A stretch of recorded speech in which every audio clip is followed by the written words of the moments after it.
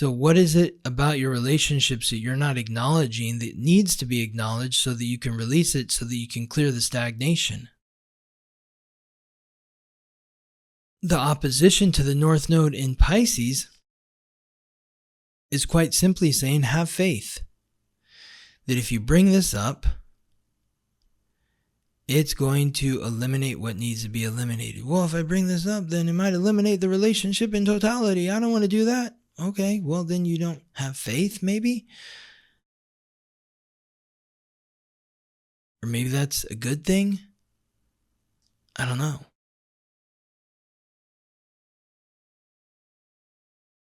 Maybe that's something for you to pray about or meditate on, to ask Spirit, God, whatever higher power you believe in. Should I bring this up? I'm afraid to bring this up. I don't know what will happen if I bring this up, but it's on my mind. Should I bring it up? What comes up when you're talking to yourself in that way, but you're talking to God? What comes into your mind? What thoughts come in? Pay attention to that. The thoughts aren't random. They're there for a reason. Welcome to the Weekly Transit, your guide to understanding the current planetary and astral alignments. Together, we'll explore how to harness these cosmic frequencies, empowering you to reach your highest potential as you navigate the days ahead. I'm your host, Scott Tajarian. Welcome to the Weekly Transit. This is the week of September 29th to October 5th. This week, we will be covering 4 transits. 4 transits this week. It seems like on paper like it's a lighter week, but there's no major highlights in terms of, this planet's moving into this sign, or there's a full moon, or there's a new moon. There's none of that. There's no planets that are turning retrograde this week. I almost said this month. This week of September 29th. So on paper, it looks like a lighter week, but when you get beneath the surface, you see that there is some real strong meaning this week. We're going to highlight one of these 4 transits with the Substack essay of the week, which is Mercury in Libra squaring Jupiter in Cancer. I really dug into this aspect and looked at the historical implications, because it is, it's not really a common aspect where Mercury in Libra squares Jupiter in Cancer. It really happens once every 12 years. So it is kind of a special aspect, and I wanted to do that historical deep dive to see if, looking over the last 8 times, which goes back 95 years, the last 8 times, so this is the 9th time in 95 years that Mercury in Libra will be squaring Jupiter in Cancer. And I wanted to see if there was a thread, a connection, and it was really eye-opening, revealing. And so I'm excited to share this week's Substack essay with you later in the episode. I have one big announcement this week. I'm redoing my website. I've been working on it forever, and I'm finally releasing it, or premiering it, or showing it, or it's going to be live sometime on Saturday or Sunday, the 27th or 28th. So if you are trying to get to my website around that time and you're not able to, and it says like, this website doesn't exist, like, please be patient. We're transferring things over from the old website to the new website, but I'm really excited about it. I feel really good about it.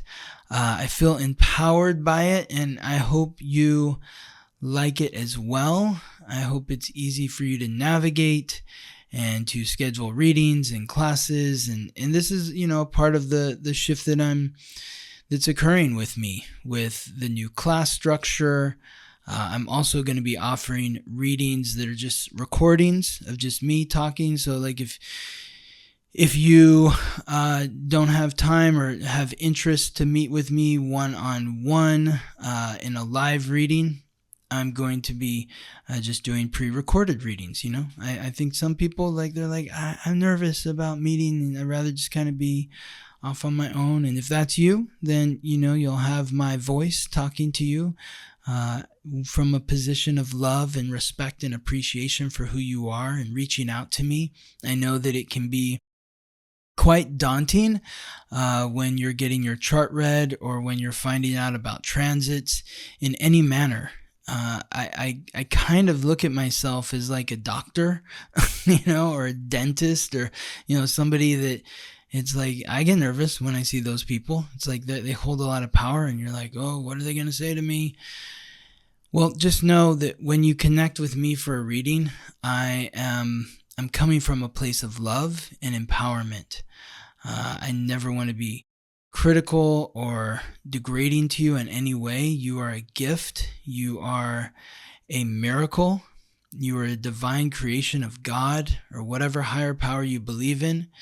And it is my honor to connect with you and share the knowledge of your astrological code. It's a very intimate experience, and I take it very seriously, and that's why I approach it from that position of love and empowerment for you. So if you've never had a reading with me, or if you've been nervous about meeting me face-to-face in a live meeting and you want a recording, now that's available to you. I'm also thinking of maybe doing written reports as well, if that sounds like something you're interested in, because, sometimes people want to just look at it. They want to read it. We all have our own process.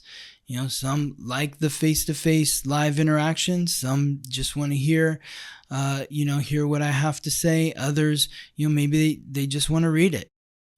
So I'm curious to know, do you have a preference? Would you like a written report? Would you like a recorded reading, or do you prefer the live reading? I'm really curious to know. So reach out, drop a comment, or send me an email or a message. I'm always happy to hear from you. I read all the messages. It may take me some time to get back to you. I really appreciate the comments and the messages, and I always try to get back to everyone. I've been getting a lot of messages, and it feels very exciting for me, and so I just apologize if it's taken me a week or two to get back to you, because I just got so many people to respond to, and as you know, if you've been listening to the podcast, I'm also preparing to be a father with twins coming in the next month or so. So yeah, like really a month from now, supposedly. That's when the due date is. So yes, let's dive into the week. The first transit of the week is the sun in Libra squaring the moon in Capricorn. So let's start off with some tension. I mean, this happens on Monday. This is Monday, September 29th at 4:53 p.m. Pacific Daylight Savings Time. Pacific Daylight Savings Time, 4:53 p.m. on Monday, September 29th.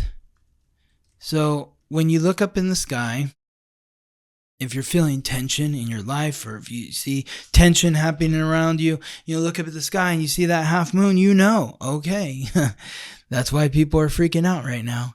Or that's why I'm freaking out. That's why I'm tense right now. I mean, there have been moments where I think before I even was super into astrology, I'd just look up and see that half moon and I'd flip it off, because something crazy would be happening in my life. I'd be angry, and I just understood the tension of the light and the shadow pressing against each other. So the sun, the giver of light, life, and vitality, transiting through the cardinal air sign symbolized by the scales, Libra, ruled by Venus, the goddess of love and beauty, squaring off with the moon, the planet of emotions, in the cardinal earth sign, symbolized by the goat, and ruled by Saturn, the god of wealth and time. This is tense. This is air, cardinal air versus cardinal earth. They're both cardinal. They make a strong aspect because they're both cardinal, but air and earth don't mix. So the tension here, the sun bringing vitality to your relationships, the give and take, the negotiating processes that are occurring within your relationships. That's what the Sun in Libra is about. It's about negotiating the parameters of your relationship, your lover, your friend, your business partner. What's out of balance in your relationships right now? Whatever's out of balance is what needs to be renegotiated. It's about sitting down and saying, these are my expectations. These are my expectations of myself. These are my expectations of you. What say you? What are your expectations of me? What are your expectations of yourself? And when we have this discussion, hopefully we can come to a peace. The tension is that moon in Capricorn, which, shout out to me if you were born with the moon in Capricorn. I always love hearing from the moon in Capricorn, or any planets that I'm talking about, any sign, if they're in your natal chart, they're a part of your astrological code, let me know. Is what we're sharing with you here, does that resonate with you? When I think of the moon in Capricorn, it can be a very powerful but intense placement. The power is that if you're born with the moon in Capricorn, you have an incredible drive, emotional satisfaction. You desire emotional satisfaction through achievement. When you fall short of those achievements, that's when you become emotional. And oftentimes I find that those born with the moon in Capricorn, they are falling short of their expectations because they set their expectations so high. People that were born with the moon in Capricorn are some of the most accomplished people I've ever known. But they don't really think that of themselves because they just see what they haven't achieved. Is that you? Were you born with the moon in Capricorn? The lesson here is to recognize that it's not about the destination. It's about the journey. Can you recognize how far you've come? It's not about how far you have to go. It's about how far have you come. Like, whenever I do readings for somebody who's born with the moon in Capricorn and they bring this up, I'm like, think about how much you've accomplished. Where did you begin and where are you now? And they're always like, oh yeah, wow. I guess you're right. Yeah, I have. Yeah, refocus. Remember that if you are climbing a mountain, two things. Number one, if you're just staring at the top where you need to go, you're not minding your feet.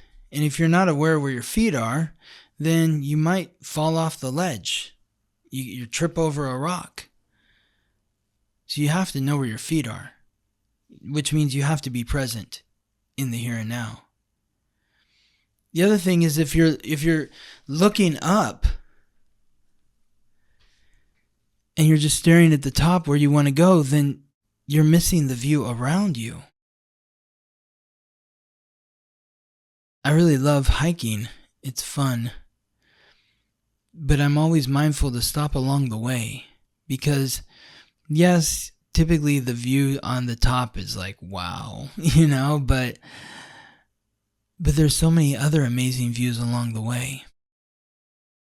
And so it's important when you think about the moon squaring the sun in Libra is to think about how far you have come in your relationships. Maybe you haven't achieved all of your relationship goals, but think about how far you've come in your relationships.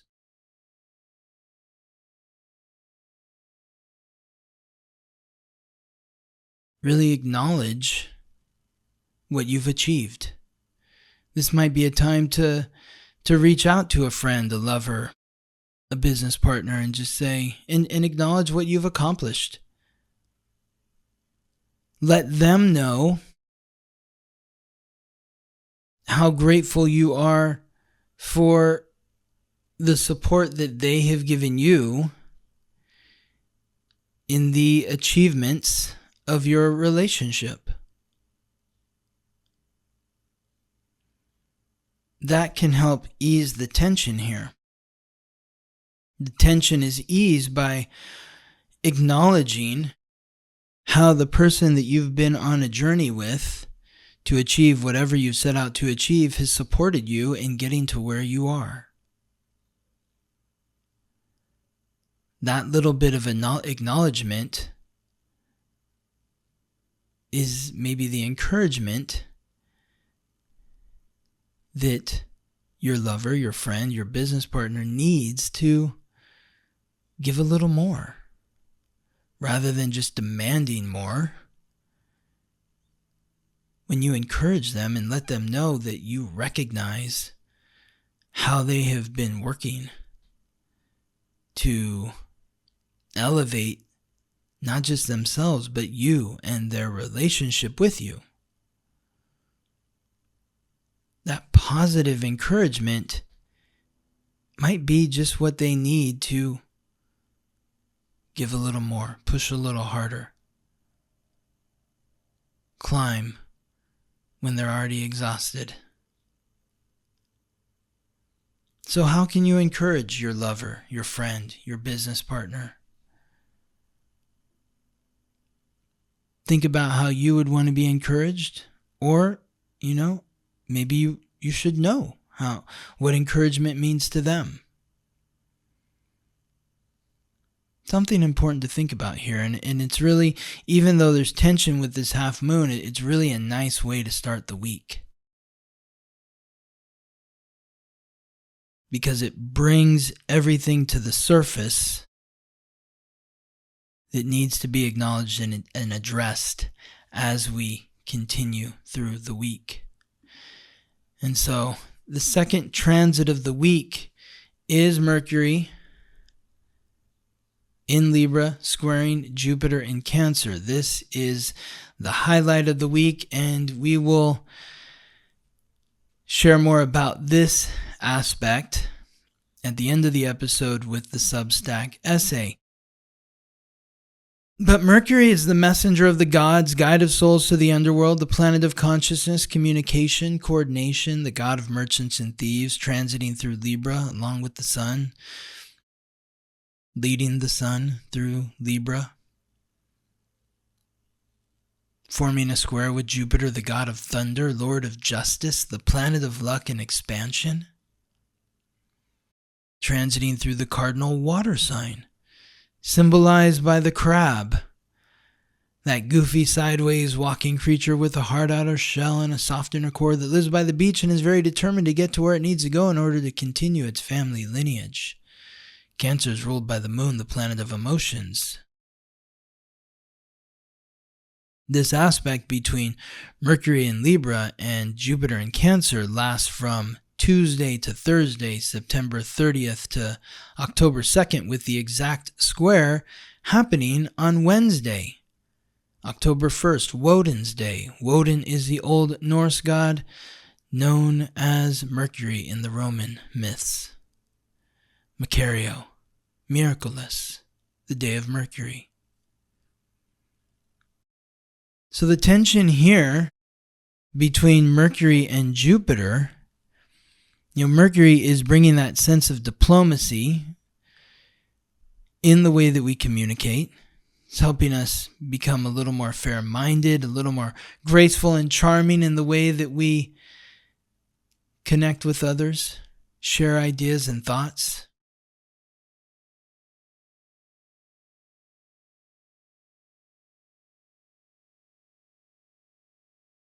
But the square with Jupiter creates maybe somewhat of a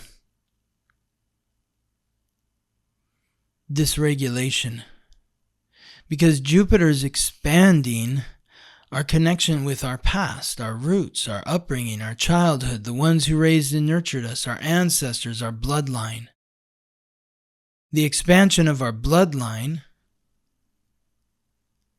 and our awareness of our roots is maybe thrown us off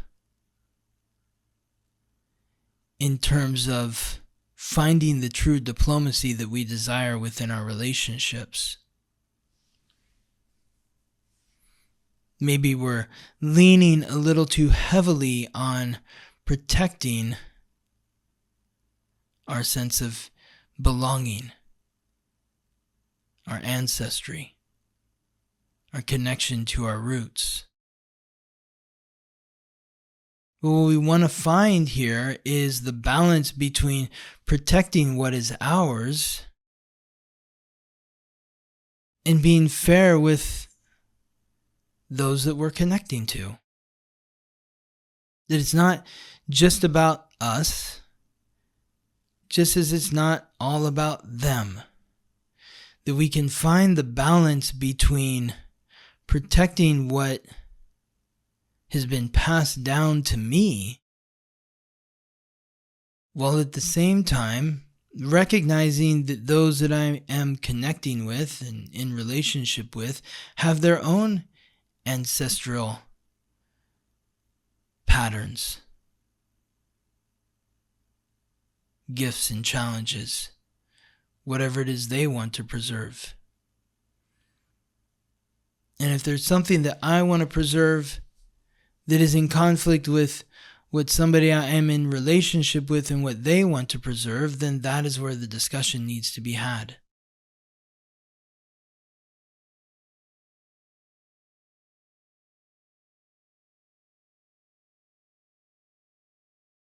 Finding the righteous path comes through acknowledging and recognizing what the other side wants.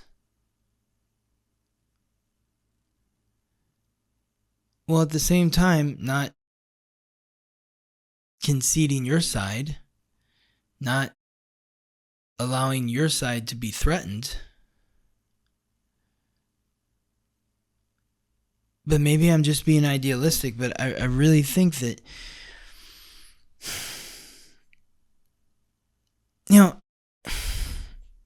here's an example. And maybe this is not a direct example of what I'm talking about, but it gives kind of a metaphor to what I'm sharing.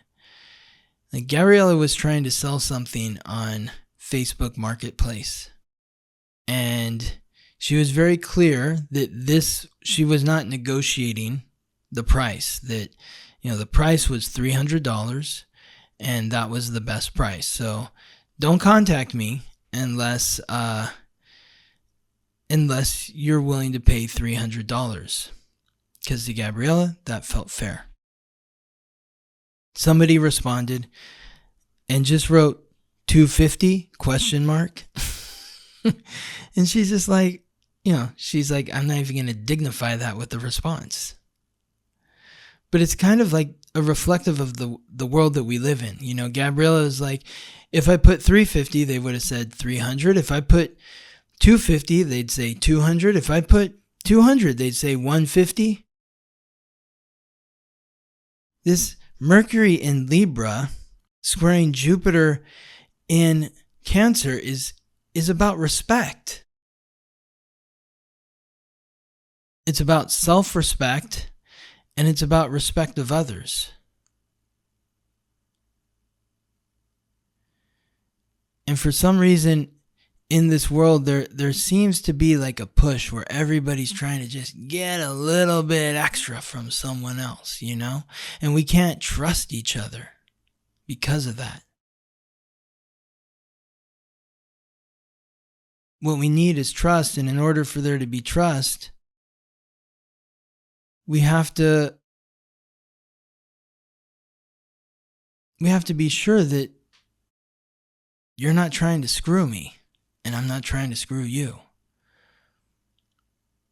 We're giving each other a fair offer.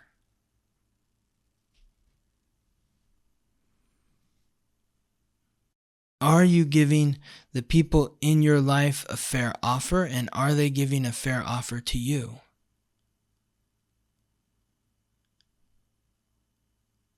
the only way you can know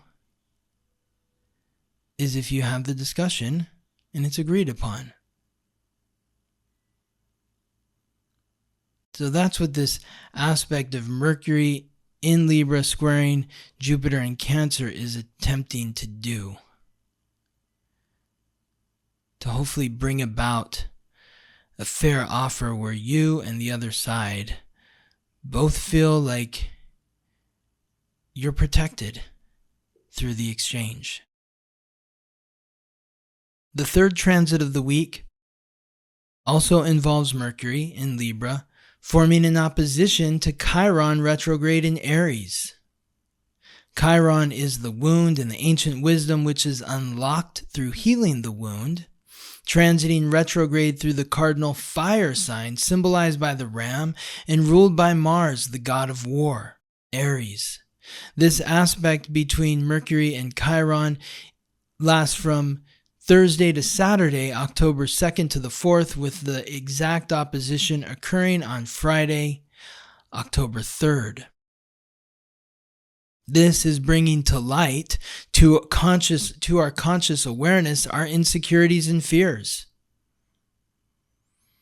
So as you're experiencing the tension between the sun squaring the moon early in the week, and then Mercury squaring Jupiter in the middle of the week, as we get to the end of the week, our insecurities start to arise. We're able to see where our fears are rooted within our relationships. Maybe we recognize that I am asking for more than what is fair because I'm afraid. So what are you afraid of in your relationships? What are you afraid of in your exchange?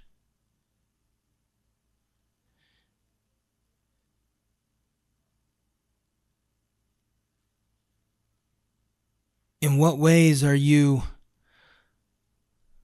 creating boundaries that don't really need to be there? Because the boundaries are rooted in fear and not love.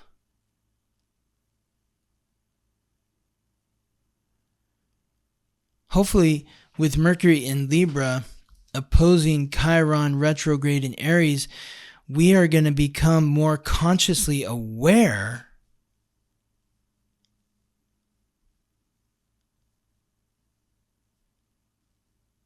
of the fears that exist within our relationships. And through that conscious awareness, we will know exactly where we need to show ourselves more love.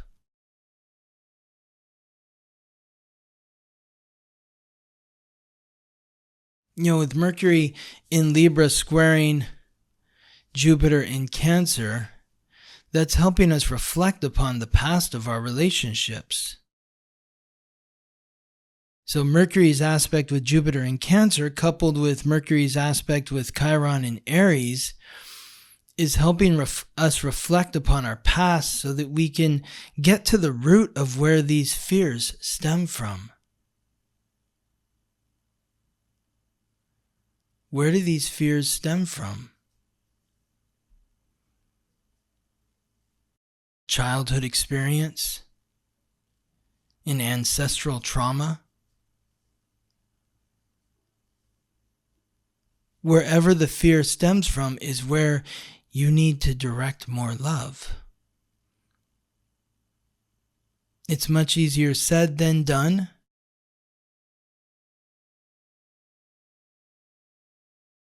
But it starts with the acknowledgement. It starts with the acknowledgement that there is a fear.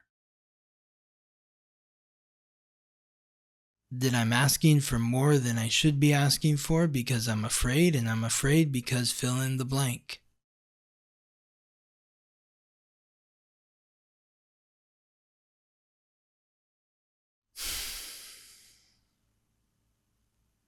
When I know what I'm afraid of, that identifies where I'm deficient in love.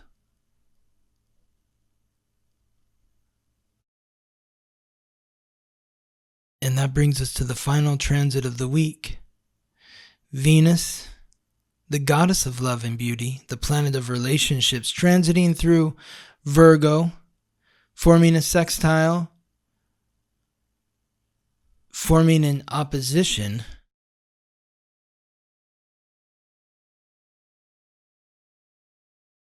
with the North Node in Pisces.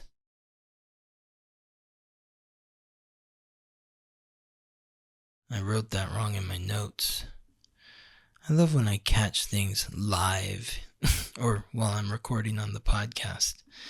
Let me change that in my notes. There we go. So Venus in Virgo forming an opposition to the North Node in Pisces. Virgo is the mutable earth sign symbolized by the Virgin and ruled by Mercury. The North Node is the soul's purpose and the karmic pathway of the soul. Transiting through Pisces, the mutable water sign symbolized by the fish and ruled by Jupiter, the god of thunder, Lord of justice, the planet of luck and expansion, as we talked about earlier, transiting through Cancer. Pisces is also ruled by Neptune, the god of fresh water and the sea, the planet of illusion, deception, compassion, and intuition. This opposition occurs from Thursday to Sunday, October 2nd to the 5th, with the exact opposition occurring on Saturday, October 4th. Venus in Virgo is urging us to take a very meticulous look at our relationships. This is perfect this week. Really to get into the nitty-gritty of the details of your relationships, the give and the take, the up and the down, all the nuances. When you gather all the details, you'll be able to see what you really need to hold on to and what you're ready to release. This is a wonderful coupling with Mercury's transit through Libra because it's going to give us something to talk about. We're going to be noticing the aspects of our relationships that maybe bother us or annoy us that we haven't fully been aware of until now. That's going to give us the words of what we need to share in our relationship. Hey, can we talk about fill in the blank? This is something that's been on my mind. And we'll be able to work through this because the opposition to the North Node in Pisces is saying, have faith. Have faith. So often or maybe I should just speak for myself. You can tell me if this is you or not, but maybe I'm making a presumption here when I say so often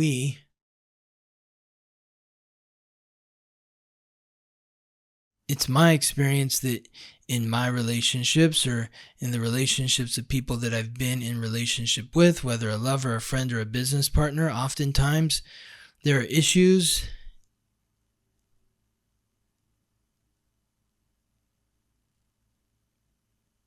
rooted within the relationship that are hidden and unspoken and need to be shared.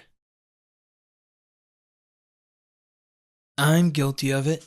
I'm guilty of not always sharing everything that I'm feeling in every relationship. And I'm not saying that you need to share everything that you're feeling in every relationship. But sometimes when you hold on to too much, you're allowing a potential problem to fester. Thinking of Virgo ruling the intestines, and the intestines, that part of the body that is clearing what is ever in the body that no longer serves the body. It's eliminating the waste. So what is it about your relationships that you're not acknowledging that needs to be acknowledged so that you can release it, so that you can clear the stagnation?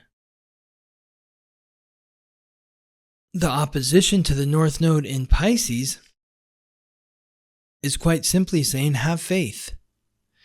That if you bring this up, it's going to eliminate what needs to be eliminated. Well, if I bring this up, then it might eliminate the relationship in totality. I don't want to do that. Okay, well, then you don't have faith, maybe? Or maybe that's a good thing? I don't know.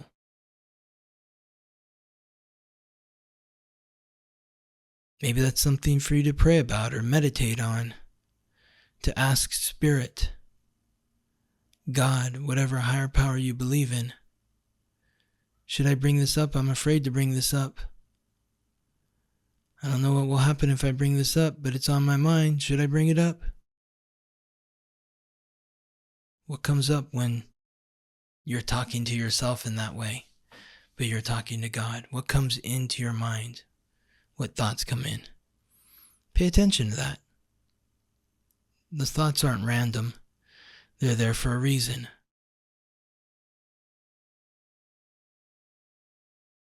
But this aspect between Venus and Virgo opposite the North Node in Pisces is meant to clear the stagnation and create fluidity in your relationship so that there's more harmony and peace and balance. And that's what this week is about. Finding the balance. And that leads us to our Substack essay of the week. And I just really want to thank everyone who has been subscribing to my Substack. I've really been enjoying creating and writing these essays. I really especially want to thank the 3 people who have signed up for a paid subscription. Wow. You've inspired me. I'm going to start creating paid content. My first paid essay, or essay for subscribers, came out last week, and that highlighted the Sun in Libra and Mars in Scorpio, and the energies of those planetary transits and some guidance on how you can work with the energy to your benefit.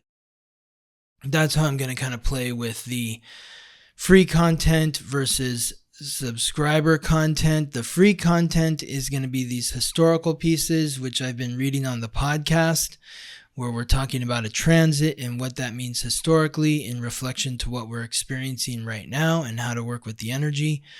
The paid content is going to be more focused on self-help and understanding the transits and giving some questions that will help inspire you to focus your attention on the right frequency in the right manner to support you through that transit.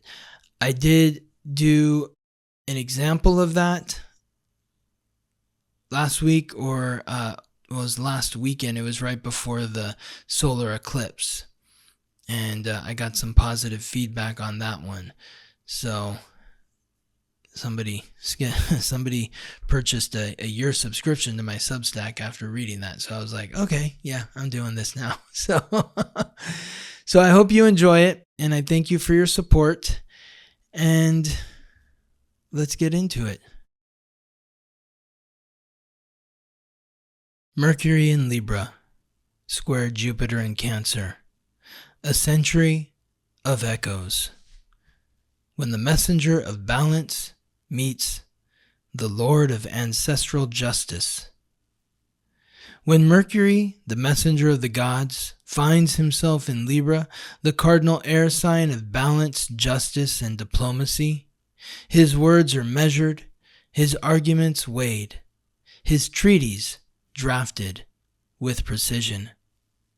But when he locks into a tense square with Jupiter, the great amplifier stationed in Cancer, the cardinal water sign ruled by the moon, the question arises, whose truth prevails?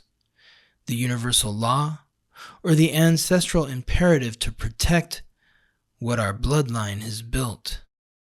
Cancer, symbolized by the crab, that determined sideways walking creature, devoted to continuing its family lineage, carries the moon's emotional frequency, and the moon, reflecting the sun's light from the past, represents our roots, our upbringing, our ancestral home, and the inherited patterns that flow through our bloodlines.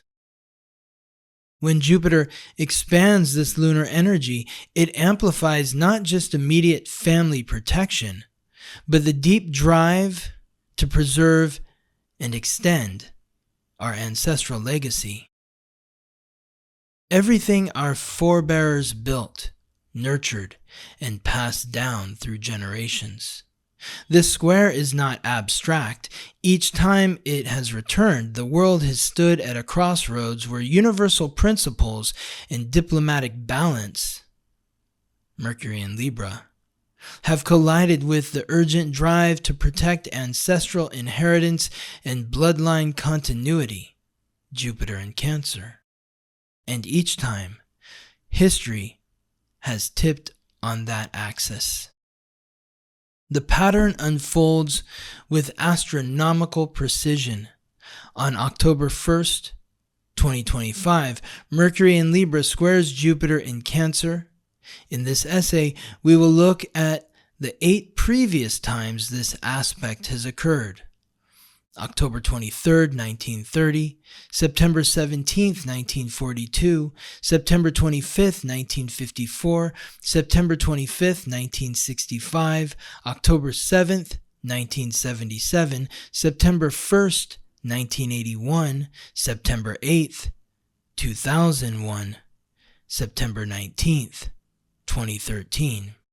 The 12-year intervals reveal Jupiter's orbital rhythm, while the timing reflects Mercury's astronomical constraint, never straying more than 28 degrees from the Sun.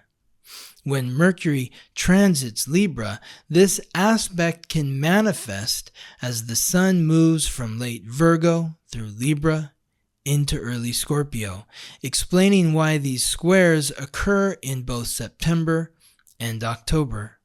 The precision itself embodies the Libra archetype of seeking balance at crucial turning points. As Virgo ruling the intestines, Libra ruling the kidneys, and Scorpio ruling the colon, all represent a form of cleansing and renewal. But it is the historic correlations that reveal this aspect's true power. 1930. Revolution meets conversion. October 23rd, 1930. Our examination begins as the Great Depression gripped the world. On this very day, Chiang Kai-shek underwent Christian baptism in Shanghai, a conversion to universal principles of love and mercy. Yet simultaneously, the Brazilian Revolution was overthrowing President Washington Luiz, replacing diplomatic stability with military force. One leader embraced transcendent justice. Another nation abandoned it for protective power. 2025 echo. Religious and ideological conversions clash with political upheavals as traditional institutions face revolutionary pressures. Reflection. When crisis strikes, do I reach for higher principles or retreat into protective structures? 1942. Diplomacy dies in war. September 17th, 1942. The square returned as World War II raged at its most brutal. This was the height of the Battle of Stalingrad, the ultimate collision between universal ideologies and homeland survival. Mercury in Libra's diplomatic solutions had utterly collapsed. Jupiter in Cancer's protective instincts ruled absolutely. Treaties meant nothing when home itself was under siege. The precision was stark. When ancestral justice faces existential threat, diplomatic balance becomes irrelevant. 2025 echo. Modern conflicts still pit universal human rights against national survival imperatives. Reflection: at what point does protecting my home justify abandoning my principles? 1954. Democracy elects its own destroyer. September 25th, 1954. François Papadoc Duvalier was elected president of Haiti through democratic process. Mercury's Libra ideals of fair elections and universal suffrage. Yet this would birth one of the hemisphere's most brutal dictatorships, justified through Jupiter in Cancer's ancestral protectionism. The people chose their own protector who would cage them in the name of preserving Haitian heritage and defending against foreign influence. 2025 Echo: democratic elections worldwide produce leaders who promise security while undermining democratic institutions. Reflection: how do I distinguish between protection that serves and control that enslaves? 1965. Law meets loyalty. September 25th, 1965. The year saw the Voting Rights Act enshrined into law, a Libra promise of equality under the scales of justice. Weeks later, the Hart-Celler Immigration Act recast who could call America home, striking at the heart of Cancerian belonging. Meanwhile, U.S. troops surged into Vietnam. The rhetoric of defending freedom abroad masking a nation's anxious heartbeat at home. Mercury in Libra spoke of universal human rights in diplomatic solutions. Jupiter in Cancer amplified the ancestral fear. What about our own? What about our safety? What about the way of life our forebears built for us? 2025 Echo, once again, legal frameworks, immigration, elections, speech norms are pressed against the raw nerves of security and belonging. Reflection: where am I mistaking emotional certainty for factual clarity? And how can fairness fortify my home rather than threaten it? 1977. Treaties and Possession. October 7th, 1977. The square reappeared as President Carter signed the Panama Canal Treaties.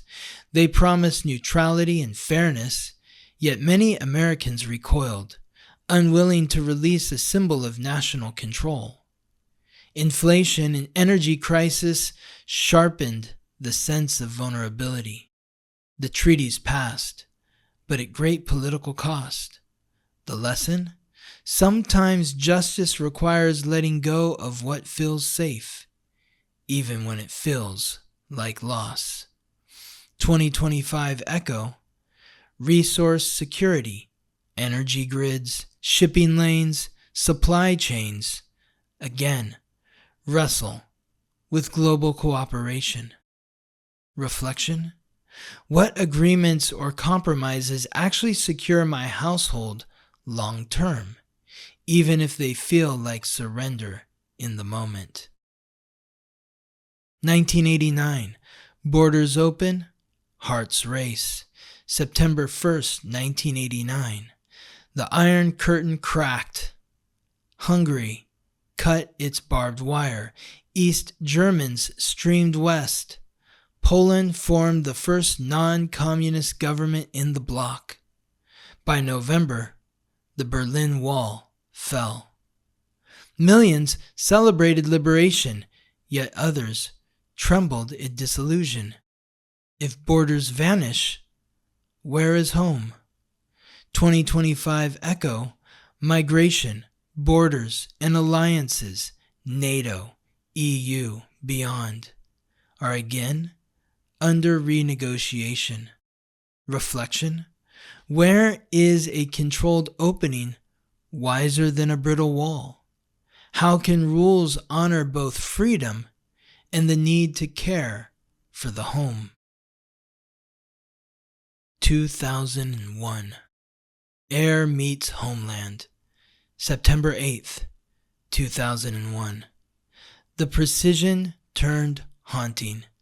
3 days after the square perfected, airplanes struck the towers, and the world was remade. Travel, media, and air, the realm of Mercury, collided with Jupiter's expansion of homeland security.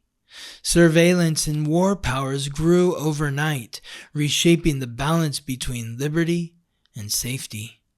Negotiation one moment, protectionism the next. The sky itself became a weapon. 2025 echo, the same questions resurface in an age of drones, cyber conflict, and AI-driven information wars. Reflection: what habits of communication and travel truly protect my family, and which only soothe my anxiety? 2013. Strike or sign. September 19th, 2013. The world faced a red line. In Syria, chemical weapons shocked the conscience of the world. The U.S. weighed strikes, then pivoted. A U.S.-Russian framework, later enshrined by the UN, mandated the arsenal's destruction. Law prevailed over force, yet the compromise satisfied no one fully. Sometimes the just solution feels inadequate to the protective heart. 2025 echo, great power bargaining over Ukraine, the Middle East, and nuclear red lines continues in the same tense key. Reflection: where is an enforceable agreement wiser than a dramatic gesture? And how will I ensure accountability? The pattern. Each cycle reveals the same archetypal struggle: universal principles versus ancestral inheritance at scale. The diplomacy of Libra crashes into the bloodline loyalty of Cancer. Universal law meets ancestral continuity. And yet, in that clash, society learns, slowly, painfully, how to speak with more precision, Mercury, and design rules, Libra, that truly honor both the scales of justice and the deep lunar need to preserve what our ancestors built and passed down through the generations. The recurring pattern is significant. Each aspect occurs when Mercury in Libra seeks diplomatic balance, while Jupiter in Cancer expands ancestral protectiveness, creating an eternal question. Can we balance our needs with justice?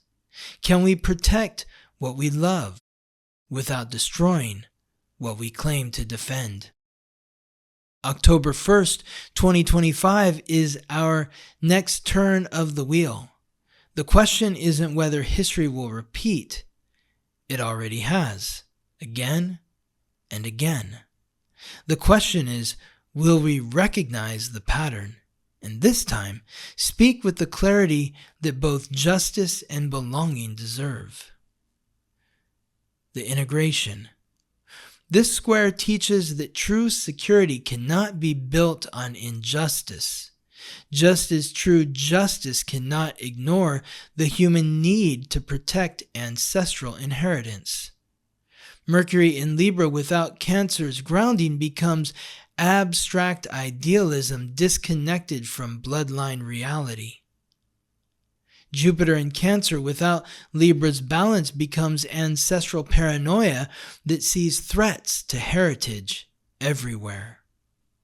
The wisdom lies in their integration, laws that protect the vulnerable while honoring legitimate concerns about preserving what our forebears built. Diplomacy that acknowledges ancestral fears while transcending ancestral limitations. Communication that bridges difference without erasing the unique gifts each bloodline contributes to humanity. As we approach October 1st, 2025, the echo chambers are already forming. The same tensions that played out in Vietnam and 9/11, in falling walls and rising barriers, are stirring once more. But knowing the pattern offers a choice. Will we repeat the same polarizations, or finally learn to hold both truths? That we need universal justice, and we need to honor what our ancestors built. That we must welcome the stranger, and we must preserve the ancestral home that nurtures future generations. The stars suggest the tension is inevitable, but the resolution, that remains ours to write. I hope this message has been helpful to you. I hope you feel empowered by what we've shared here. I thank you for spending your time with me, and I look forward to reconnecting with you next week. Thank you for listening to the Weekly Transit. If you're curious to learn how these transits or any other transits may be affecting you, or if you're interested in learning more about your astrological code, contact me for a reading at theweeklytransit.com. This episode was produced by me, Scott Tajarian. Music written by Ben Leinbach from Listen Deep by Amber Herzog-Lyman. Wishing you all the best as you ride the planetary waves.